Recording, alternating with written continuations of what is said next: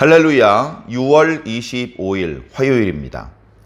열왕기 하 4장 1절부터 7절까지 말씀을 읽고 은혜 나누도록 하겠습니다. 선지자들의 제자들의 아내 중에 한 여인이 엘리사에게 부르짖어 이르되, 당신의 종 나의 남편이 이미 죽었는데 당신의 종이 여호와를 경외한 줄은 당신이 아시는 바니이다. 이제 빚준 사람이 와서 나의 두 아들을 데려가 그의 종을 삼고자 하나이다 하니, 엘리사가 그에게 이르되, 내가 너를 위하여 어떻게 하랴? 네 집에 무엇이 있는지 내게 말하라. 그가 이르되, 계집종의 집에 기름 한 그릇 외에는 아무것도 없나이다 하니, 이르되, 너는 밖에 나가서 모든 이웃에게 그릇을 빌리라.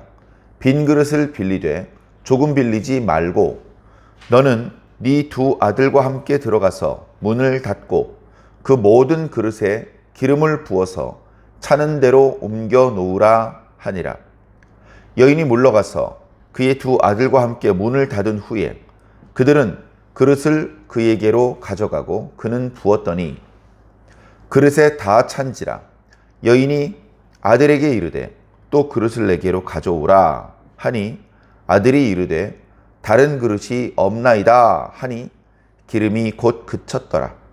그 여인이 하나님의 사람에게 나아가서 말하니, 그가 이르되, 너는 가서 기름을 팔아 빚을 갚고 남은 것으로 너와 네 두 아들이 생활하라 하였더라. 아멘. 사장에는 엘리사 선지자와 관련된 소소한 이야기들, 엘리사 선지자가 일으킨 것은 아니지만 엘리사 선지자를 통해서 나타난 기적들, 그런 이야기들이 이렇게 모아져 있습니다. 재미있는 것은 막 이렇게 엘리야 선지자처럼 왕 앞에서 기적을 행하고 바알의 선지자와 대결을 하고 이런 느낌은 아닙니다. 조금은 일상적이고 이름이 알려져 있지 않은 그저 평범한 그런 사람들의 일상적인 이야기 속에 엘리사 선지자가 나타나고 있고, 거기서 그들의 그 불쌍한 사연을 엘리사 선지자가 듣고 기도하고 하나님께서 응답을 주시는, 그리고 하나님의 능력이 나타나서 그 문제들이 해결되는 그런 이야기들입니다. 너무나 재미있고 너무나 감사한 그런 이야기들이죠. 물론 그 이야기는 우리가 성경을 읽다가 너무 재미가 없으면 안 되니까 재미있으라고 그렇게 기록된 이야기는 당연히 아니고요. 그 각각의 나름대로의 메시지가 있습니다. 뻔한, 지극히 당연한 그런 메시지도 있고, 또 조금은 숨겨져 있어서 잘 생각해 보아야 느낄 수 있는 그런 메시지도 있습니다. 지금 엘리사 선지자는 선지자가 된 지 얼마 되지 않았습니다. 다른 선지자에게서는 찾아보기 어려운 그 권위가 도전받는 모습들이 자주 나타납니다. 엘리야 선지자가 처음에 선지자가 될 때 아무도 엘리야 선지자의 권위를 의심하거나 도전하지 않았습니다. 그리고 일전에 우리가 묵상했던 오바댜 선지자 같이 짧은 그런 예언의 글을 남긴 선지자들이 자신이 선지자의 권위가 도전받았다는 이야기를 남긴 적을 우리가 본 적이 없습니다.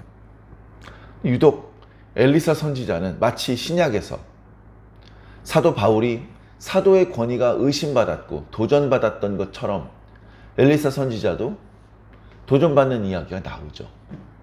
지금 오늘 말씀에 나타나는 한 여인이 엘리사 선지자, 당신 선지자 맞아? 이렇게 의심스러워서 도전하는 그런 이야기는 물론 아닙니다만, 계속해서 선지자의 권위에 대한 말씀이 앞에 나왔었습니다. 그리고 선지자를 통해서 하나님의 뜻이 드러나는, 하나님의 응답이 나타나는 그런 모습들이 또한 나타났었죠. 그 다음에 또 어떤 주제가 있었냐 하면 반복되는 주제이기 때문에 중요한 주제이고 그런 부분을 우리가 놓쳐서는 안 되는 주제이죠. 또 하나의 주제는 하나님께 여쭈어 보았느냐. 이스라엘에 여쭈어 볼 하나님이 없어서 에그론까지 내려가느냐? 너는 네 아버지의 선지자, 네 어머니의 선지자에게나 물어봐라. 누구한테 물어볼 것인가? 여호사밧 왕은 뭐라고 말했죠? 여기 하나님께 여쭈어 볼 여호와의 선지자가 없느냐? 위기의 순간에 그냥 자기 혼자서 해결할 것인지, 원망하고 불평하고 투덜거리다가 그냥 자멸할 것인지, 아니면 조금 늦었지만 이제라도 하나님의 선지자를 찾아서 그에게 기도를 부탁드리고 그에게 앞으로 어떤 일이 펼쳐질지 물어보고 또 지금 이 문제를 해결하는 방법이 무엇인지 물어보는 것이죠. 선지자가 답을 주는 것은 아니겠죠. 하나님께서 답을 주시는 것이겠죠. 그러나 과거에는 선지자를 통해서 하나님께 기도하는 전통이 있었기 때문에 하나님께서 먼저 선지자에게 말씀을 주시고 선지자를 통해서 우리가 하나님의 말씀을 들었던 그런 시대였기 때문에 선지자의 존재가 너무너무나 중요합니다. 선지자가 없는 시대도 있었어요. 얼마나 답답하고 혼란스러운 시대였겠습니까? 또 선지자 사무엘이 있었지만 그러나 하나님께서 그에게 선지자로 응답을 주지 않으시는 때도 있었습니다. 제사장의 우림과 툼밈으로도 그리고 꿈으로도 그 어떤 방법으로도 하나님께서 응답을 주지 않으시던 때가 있었죠. 큰 전쟁을 앞두고 얼마나 답답했겠습니까? 그렇게 답답한 지경이 되기 전에 평소에 늘 하나님의 이름을 부르고 주의 선지자를 찾아서 기도를 부탁하고 가르침을 청하는 이런 모습이야말로 참된 하나님의 백성의 모습입니다. 자, 그런 의미에서 오늘 말씀의 한 여인이 엘리사 선지자를 찾아오는 것은 정말로 건강한, 정말로 하나님 백성다운 모습입니다. 물론 그가 선지자를 찾아온 배경은 참 안타까운 배경입니다. 자, 이 여인의 아내는 선지자의 제자였습니다.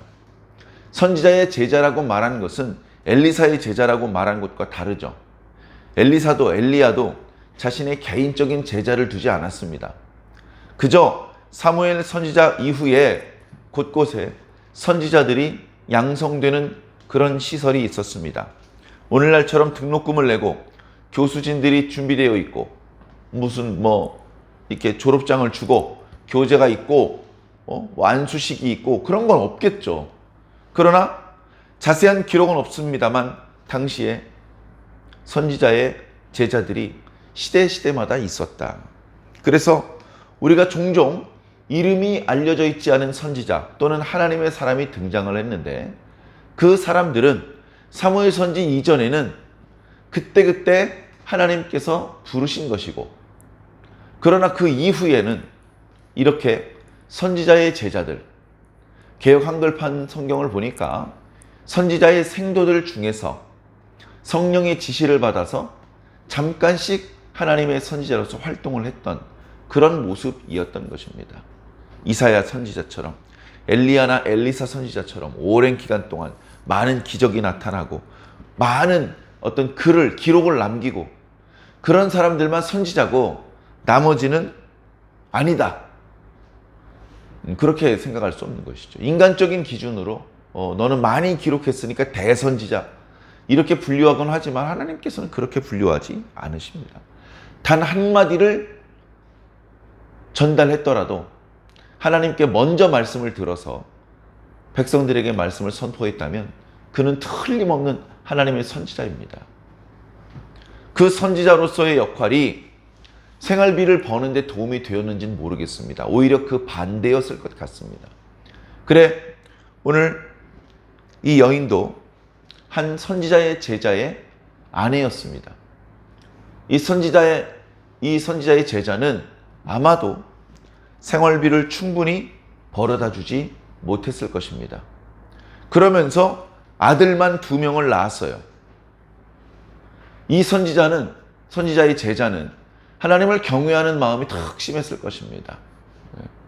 엘리사 선지자요, 당신도 아시는 것처럼 제 남편은 하나님을 경외하는 마음이 턱 심합니다. 그런데 이미 죽었습니다. 왜 죽었는지 모릅니다. 어떻게든 생활비를 벌려고 하다가 죽었는지, 하나님의 말씀을 외치다가 죽었는지 그런 말씀은 나타나지 않은데, 아내와 아들들을 남겨놓고서 먼저 일찍 죽게 되었던 것 같습니다. 그러면 이 여인은 과부가 되는 것이죠. 여자는요, 당시에 생활비를 벌 수가 없습니다. 몸을 팔지 않는 이상. 그러나 몸을 파는 것은 하나님의 뜻을 저버리는 것이기 때문에 그럴 수 없고, 아들들은 아직 어려요. 아들들이 20세 이상 장성했다면 무슨 일을 하든지 일을 할 수 있고, 아들 둘이 일을 하면 충분히 생활할 수 있습니다. 자, 그런데 아들들은 아직 어리고 이 여인은 돈을 벌 수가 없습니다. 거기다가 남편이 예전에 살아있는 동안에 생활비 때문인지 빚을 얻었습니다. 그래가지고 그 생활비로 생활을 하다가 남편이 막노동을 해서라도 갚으면 된다, 그렇게 말을 했는데 남편이 죽었습니다.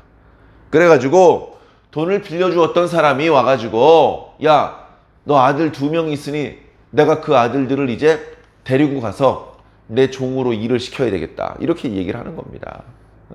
아직 나이가 어린 녀석인데 험한 일을 시키니까 얼마나 부모의 마음에서 너무나 안타깝지 않겠습니까?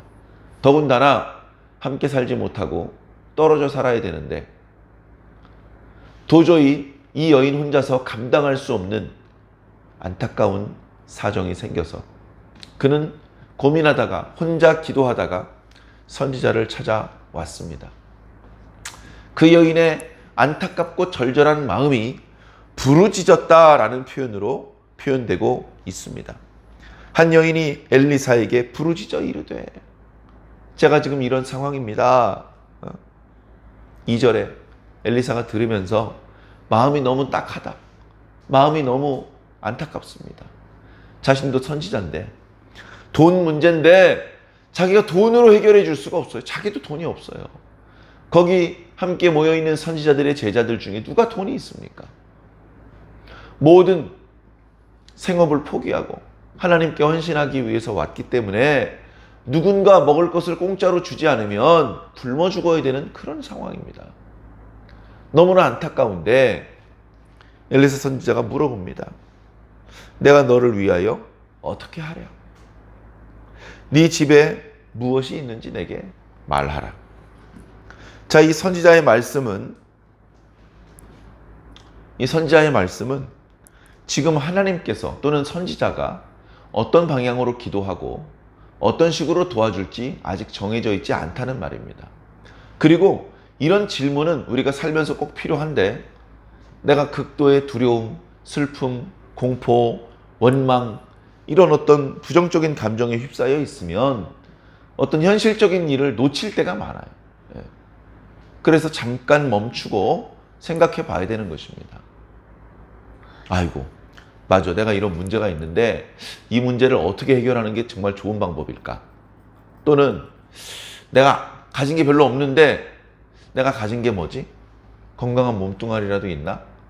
통장에 몇만 원이라도 있나? 그나마 내가 가지고 있는 것이 무엇인지 한번 찾아보는 겁니다.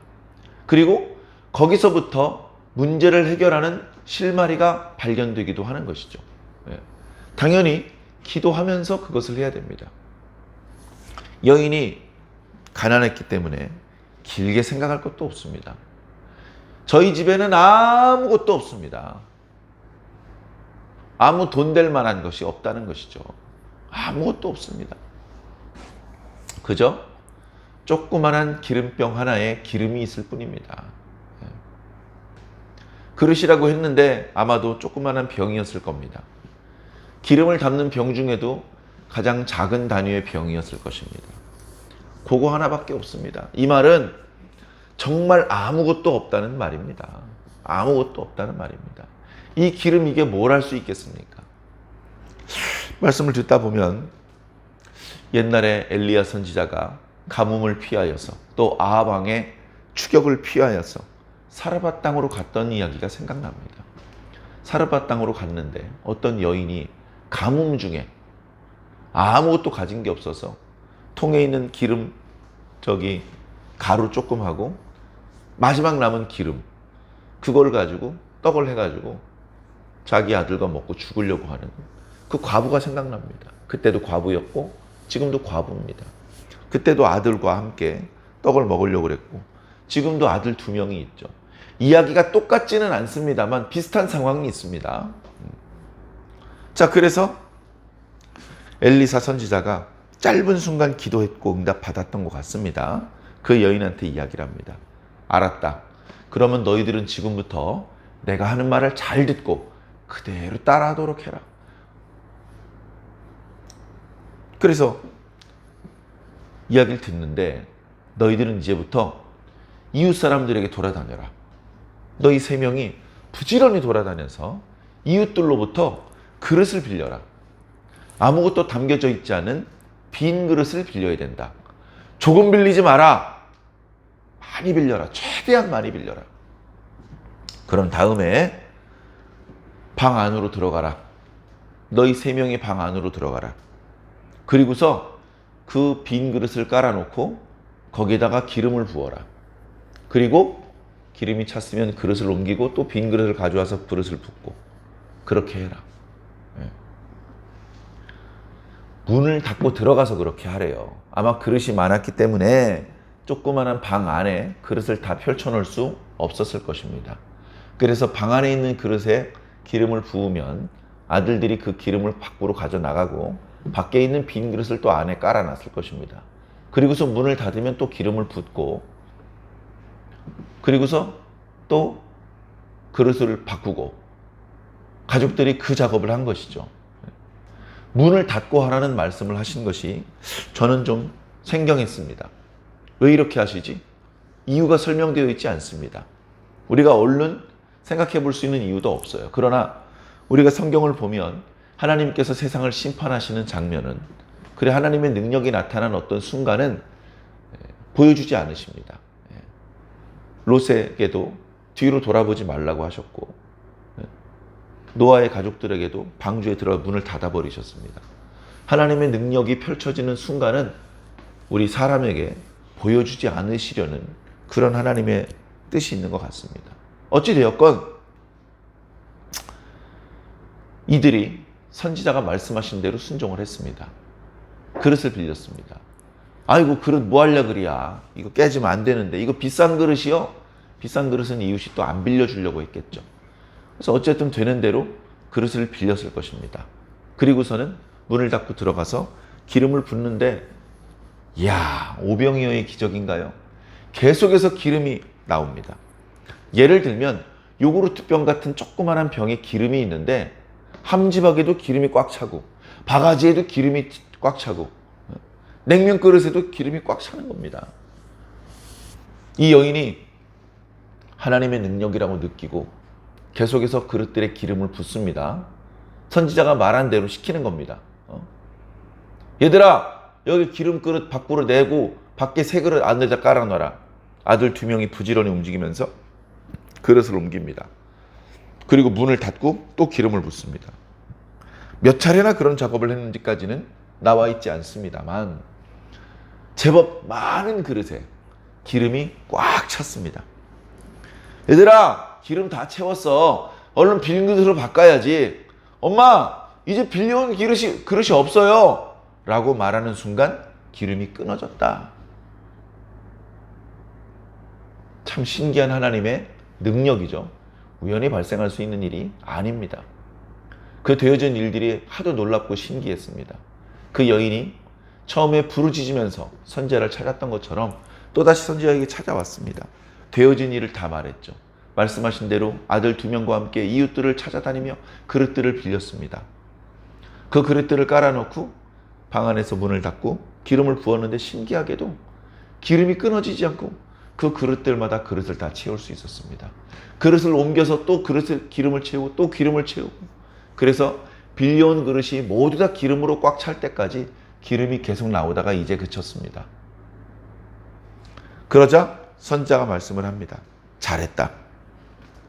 그 기름들을 내다 팔아서 빚을 갚아라. 아마 빚을 갚고도 남을 것이다. 빚을 다 갚고 그 남은 돈으로 너하고 네 두 아들이 생활하도록 해라. 그래서 허리끈 졸라매고 제대로 된 직업은 아니지만 푼푼히 아르바이트 해서 그 아들들이 성장해서 스스로 벌 수 있을 때까지 아마 그 집은 가난을 벗어나는 정도는 아니었겠지만 가족들이 떨어져 살거나 빚의 독촉을 받거나 아들들이 아직 어린데도 힘든 험악한 일을 이렇게 해야 되는 종살이를 하지는 않아도 되었을 것입니다. 하나님을 경외하는, 하나님께 충성을 다 바쳤던 한 선지자의 가족을 하나님께서 불쌍히 여기시고 그 가족을 위기에서 건져주신 이야기입니다. 하나님께 충성을 다 바치면 하나님께서 책임져 주신다. 이런 의미도 있을 것이고, 어려운 일이 있으면 선지자를 찾아라. 주의 이름을 불러라. 그런 의미도 있을 것이고, 말씀을 들었으면 왜 그렇게 해야 되죠? 그런다고 뭐가 달라지죠? 이런 생각이 중간에 불쑥 찾아올지도 모르지만 무조건 순종해라. 적극적으로 즉시 순종해라. 그렇게 오늘 짧은 말씀 속에 많은 또 교훈의 의미들이 담겨져 있는 것입니다. 오늘 저와 여러분들의 모습은 어떻습니까? 오늘 저와 여러분도 어려움이 많죠. 우리가 다양한 종류의 아쉬움과 어려움이 있지만 물질적인 부족함은 거의 모든 성도들에게 있는 것 같아요.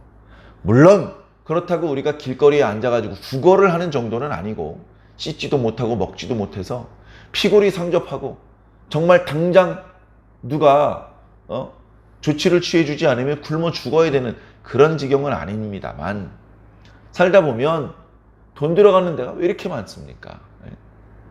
전기요금 내야지, 뭐 가스요금 내야지, 핸드폰 요금 내야지, 그리고 이런저런 뭐 건강보험이다 뭐다 해서 그거 다 내고 나면 수십만 원입니다. 그것만 해도 각종 공과금하고 보험료 뭐 이런, 그것만 해도 수십만 원이에요. 거기다가 어디 생활하려면 왔다 갔다 교통비 들죠. 조그만한 경차라도 있어, 거기도 보험료 들고 기름값 들고요. 고정적으로 계속해서 수입이 들어와도 끝없이 지출이 됩니다. 먹고 살아야죠. 씻어야죠. 또 자녀들이 있으면 자녀들 가르쳐야죠. 입혀야죠. 먹여야죠. 끝없이 돈이 들어가요. 그런 상황. 또 육체의 건강 언제나 방심할 수 없습니다. 또 날씨는 더운데 씻어야 되고, 또 만성 피로, 밤에 잠 잘 못 자고, 여러 종류의 문제가 있는데요. 그런 문제를 가볍게 생각하지 말고, 야, 뭐 겨우 그런 거 가지고 하나님께 기도하냐? 이런 생각을 하지 말고, 눈꽃만한 문제가 생겨도 먼저 주의 이름을 부르고, 주님께 기도하다가 아, 이거 안 되겠다. 이거 나 혼자 기도할 문제가 아니네. 주의 종에게 기도를 부탁하고, 가르침을 청하고, 예배를 부탁하고, 무슨 말씀이 떨어지면 순종하는 거예요. 기도하십시다. 기도할 수 있을 때 기도하라고 하셨습니다. 아, 그렇습니까? 그럼 난 어떤 방법으로 기도하지? 새벽 예배는 힘들고 핸드폰 알람을 설정해 놓아서 일정한 시간에 5분이라도 기도하자. 10분이라도 기도하자. 뭐라도 말씀에 따라서 움직이는 겁니다. 뭐라도 시도해 보는 것이죠. 하다가 잘 안 되면 방법을 바꿔보고, 어떤 형태가 됐든 말씀에 따라 살려고 노력을 합니다. 그렇게 할 때에 우리에게 하나님의 은혜가, 우리 삶 가운데 하나님의 기적이 나타나는 것입니다. 사랑하는 성도 여러분, 오늘 하루도 무의미하게 부정적인 생각을 하면서 투덜대면서 그렇게 시간을 보내는 것이 아니라, 어차피 입을 열어서 말을 해야 된다면 원망과 불평이 아니라 하나님을 향한 부르짖음이 되었으면 좋겠습니다. 기왕이면 개똥초락을 노래하는 세상 유행가가 아니라 하나님을 찬송하고 찬송가, 복음성가가 되면 좋을 것 같습니다. 기왕이면 친구 만나서 수다 떨고 남편 욕하고 세상 욕하는 것보다 하나님께 기도하는 것이 좋고 하나님의 종을 만나서 말씀을 청해 듣는 것이 유익할 줄로 믿습니다. 오늘 하루도 무의미한 시간들이 아니라 하나님과 함께하는 유익하고 행복한 시간을 보내시기를 예수님 이름으로 간절히 축원합니다.